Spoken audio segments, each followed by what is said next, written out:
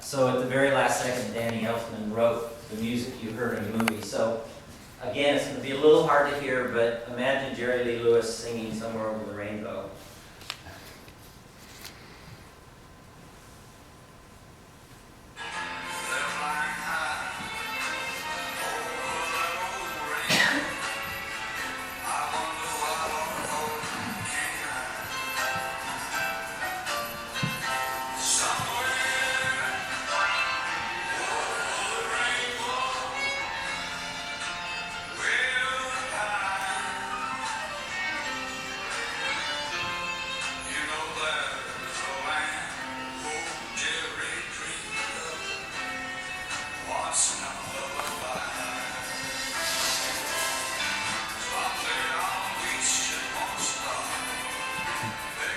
This is a lot better than whatever they ended up using. It was beautiful. I mean, and this isn't the.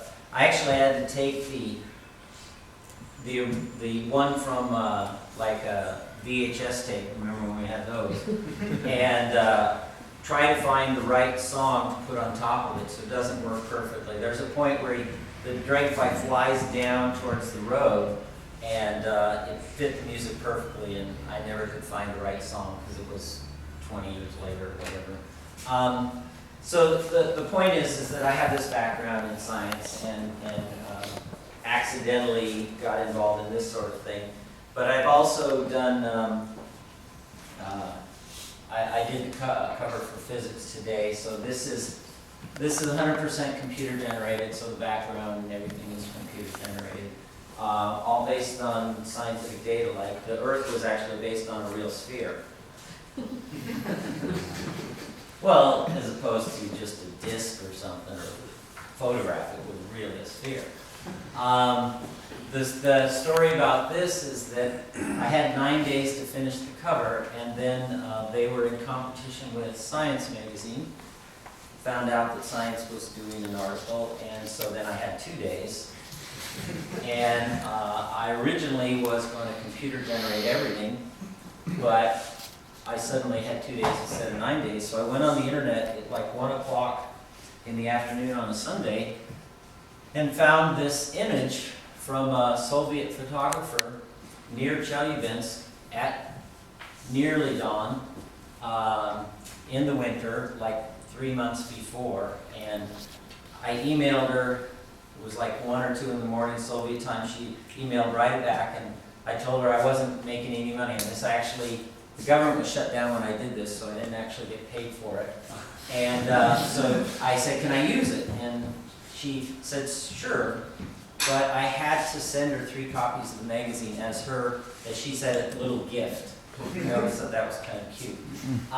She also put this up on Flickr, claiming that it was a photograph she captured at just the right moment.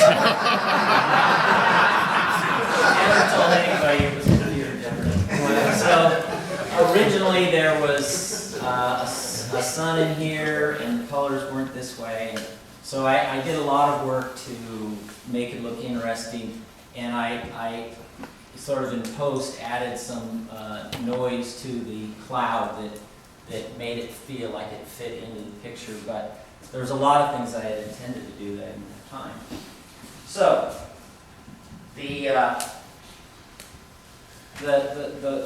the point I'm trying to make between science visualization and science animation is that a lot of science visualization looks like this. So this is Chelyabinsk, same data that you saw on the cover of Nature. This is the 1 time step. And to Mark Boslow, who did the simulation of the Chelyabinsk, he looks at that and he's like, cool. He sees everything he needs to see in this tiny little spy plot that comes off of CTH. And he doesn't use ParaView. It's too complicated for his massive brain. So he does these kinds of things. And I looked it up because I was curious about scientific visualization, scientific animation, and this is what I found. Although on the internet you find all kinds of stuff, you don't know the source, so one of you may have written this for all I know. But the key word here is scientists. That they're saying that you're creating these visualizations so that you can gain insight or other scientists can gain insight. But they don't care about the other 99.99% of the population. And so I get into this idea of scientific animation. So I searched on the web. You'd think there'd be a definition, there'd be a wiki page, there'd be all kinds of stuff. There's a company called Scientific Animation, and that's pretty much it. I didn't see any definitions, anything, so I figured, well, I'll come up with a definition. So this is the definition I came up with at late at night in a few minutes. So anybody that has suggestions, just email me, because maybe I'll try to do a wiki page or something. But the basic thing that was different to me is that with scientific animation, I want it to be scientifically accurate, just like the visualization, but I want it to engage non-technical people. I want people that aren't interested in science to see something and go, that's cool. And I feel that if we don't sort of keep up with the growing literacy of visual effects, that science will be seen as like, well, they spent $500 million and they had, they got this. Look at that. See, that's great. So I'm not criticizing this, believe me. I do a lot of this stuff. But what I think I have this unique background to do is to take this stuff and make it a little more interesting. So here's an example of a peer review output. Same data. Well, yeah, no, exactly the same data. Visualized just a little bit better. So this is just a standard peer review output. No rainbow thing or anything like that. Just kind of a grayscale thing. And then I take that same thing and just go a little bit further, and I start doing some pseudo coloring. So this is showing pressure and temperature, all the same data. It's now a little more interesting. It's certainly more interesting to me. I don't think my sisters and my brother would be that interested in it. They think maybe it's kind of cool, but it wouldn't engage them. So the thing that's interesting is Mark Boslow is absolutely convinced his simulation is wrong. Because when I showed him this, he says, no, you've got it backwards. It can't be doing that. But there's a pressure wave that builds up in the back of this that spits material out the front. And I just think if that's really true, we've never seen that. Because a fireball is a fireball. You just see a bright light. And if in fact this is accurate, it means that when an asteroid is going through the atmosphere, the pressure waves end up building on the back of it and spitting stuff out the front, which I think that's really cool. He says it's not real, but... And then, so when I do something like this, I think that goes to the point where I call it scientific animation, because it's the same data. I've been using the same exact data all the way through all these. This is the same data, rendered in Houdini. Now, remember, I didn't get to quite finish this, and so the animation that I'll show you this near the end of the talk is not as cool as I would like it to be, and it's like anything. Once I was past that job, I was doing other things, so I keep wanting to revisit it. The reality is that this thing would look different if I was adding in temperature and pressure and air density, things like that. It would render differently. So I have this problem. If anybody's ever tried to get data from a supercomputer to a PC and render it with commercial software, they know it's terribly difficult. And I have solved that problem, but it's still terribly difficult. In fact, for me, the easy part is once I get the data into the 3D commercial software. The hard part is going through terabytes of data, and I guess you guys are probably doing petabytes of data or something, but terabytes of data, and getting it into the program. So this was one of the first things I did. It was an aluminum ball hitting an aluminum block, and I just did some nice shading on it and rendered it in HD stereo and stuff like that. And so the thing that I've come up with that I think can help non-scientists, or I'm sorry, help scientists do cooler stuff is the Houdini engine and digital assets. So, as I mentioned, there's Lightwave, there's Moto, there's 3D Studio Max, there's Blender, there's all these programs. But to do really big data is a relative thing. I shouldn't use that term in this room. To use really small data, meager terabytes of data. Most of the programs have trouble with that. Houdini does well. And Houdini has this thing called an engine. They're trying to encourage all these other software packages to use their engine. What that means is that I can run the same stuff that I create, these digital assets that I create in Houdini. I can have you pay $495, buy the Houdini engine, attach it to Maya, and render out cool stuff. So this is an example of a digital asset that I select, can't read this, but I select the data file that I'm importing. So you have to get your data out of whatever package you have into a CSV form, and then this digital asset, you just drag and drop it onto there, and then you select the data file, and it will automatically create a table. This is Chelybin's. There's probably, well, there's well over 1 billion points. This is a tiny little part of it, and it gives you a table. It gives you all the values, and it combines everything you loaded in. In this case, I just loaded in temperature and position. And drag it there, change it, select your data file, and Houdini now has all of your data. The next step would be to drag and drop another digital asset that I created. And remember, because the digital engine works with Maya and other programs, and there's an SDK that you could add it to Carvey, you could add it to Visit. And then all of those programs that you added to could use the digital assets I created and other people have created. So this looks like, this is kind of a somewhat of a non sequitur. I don't know how it got in there. I knew I wanted to talk about it, but so I don't always do beautiful stuff for these scientific animations. I'm going to show you something that was theoretically shown at that conference, the NVIDIA conference they had recently. I don't know if it made it in the final edit, but it was supposed to go into the CEO's keynote speech. So I had some data that was from Greenland ice sheets, so that the thinning of the ice sheets over the last 20-some years, 30 years, it was pretty boring because it lasted like, 3 seconds or 4 seconds, and they asked me if I could do anything interesting with it in like a day.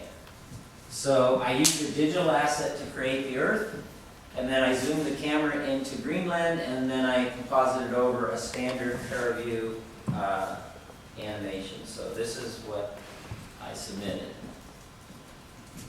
So it's kind of cheesy because, it's like all I'm doing is establishing where, but maybe I'm grabbing some people's attention because it looks cool. I don't know. So then, so this is Houdini engine. It's showing you the architecture, but basically it's relatively easy if you understand your application. Adding the Houdini engine to it is relatively easy. This is a digital asset. I used a really simple one. You can see how complicated this stuff can get. There's language underneath it, but the modality is a nodal programming language. This is the digital asset, drag and drop it, and it's a candle. Same thing in Maya, so the Houdini engine is installed on that, And then this is what it looks like rendered in either program. It looks exactly the same. And this is an animation of what that looks like. Now, the only reason to do this is because it renders really quickly. But the point is that these digital assets could be things like fire or something. So you bring in some data set and you drag and drop a digital asset and you attach it as the surface shader for volume, and now it's using the temperature to create some kind of a fire effect. Some of these digital assets, I didn't create this one, are very complicated. So this creates a landscape with vegetation and everything, and it has a bunch of sliders for how smooth the terrain is and things like that. And so one digital asset and you have an environment. I pretty much mentioned all this stuff. It's $495 for the engine. You can add your, like for instance, you bring in your data and you drag and drop an environment, you drag and drop a lighting setup, and now suddenly your animation is well lit and put in some kind of environment that may be appropriate to your stuff. And the basic steps is you export your data. The STL file I use for an isosurface, but it can be any kind of isosurface. Then I combine the CSV file and the isosurface, and I use digital assets to, like I said, I used the digital asset for the Earth, and then it took me 10 minutes to get the Earth, and then I had to do the Carvey stuff, and then I composited them. Oh, that's just a wider shot, and that's the animation, but I'm not proud of this animation. For one thing, it's rising, which it does do, but in real life, I mean, his animation, the thing does move up, but in real life, it doesn't. I don't think it does that, but like I said, it was really for a magazine cover. And,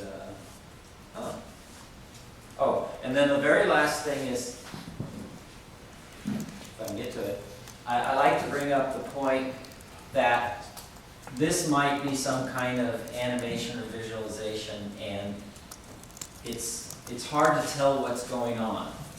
You see a bunch of points, you can't tell where they're originating from, you can't tell what they're doing. So we add just one digital asset that says, light the scene from the particles. Now, it's completely changed. We now get a sense that maybe these particles are being emitted from here because it's brighter, or they're being attracted to there. We now see that they're lighting up the scene, so they're glowing. Then we add motion blur.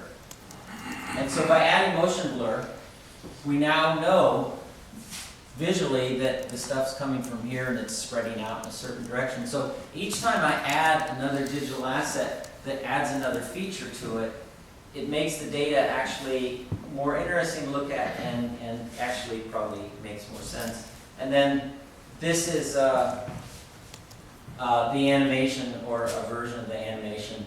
So it's got motion blur, it's lit by the particles.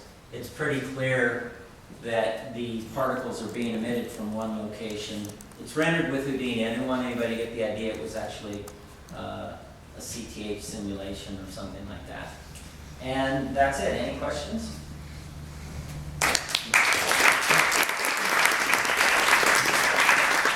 So that image you did for the magazine cover of the meteor, what proportion of people who saw that do you think thought that it was real, and is there a problem with that?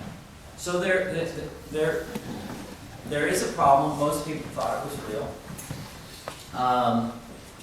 And so the problem is, if you're trying to get people interested in science, would that cover or that image work? They'd go, that's cool. They wouldn't know it was necessarily science. So the original thought, but this was my wife's thought, she's an archaeologist, but she also does all this 3D stuff, was to have the tail end of the thing be wireframe. And so it was obvious. I thought it looked ugly, so I didn't do it. It would have been more appropriate to some extent, but I was doing a piece of artwork in the sense.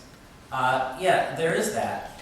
But on the other hand, when we went to Mars and that guy at JPL did that incredibly cool animation of the thing going down and bouncing around, I would hope most people didn't think that was a movie, that it was a scientific animation that was conveying what happened. And I think a lot of people got really excited because that explained to them. So obviously there are issues: what's scientific animation, what's visualization, what's the goal. I mean, if I'm being perfectly honest, I'm just trying to make pretty pictures, and then I use these excuses like we're going to communicate science to the public.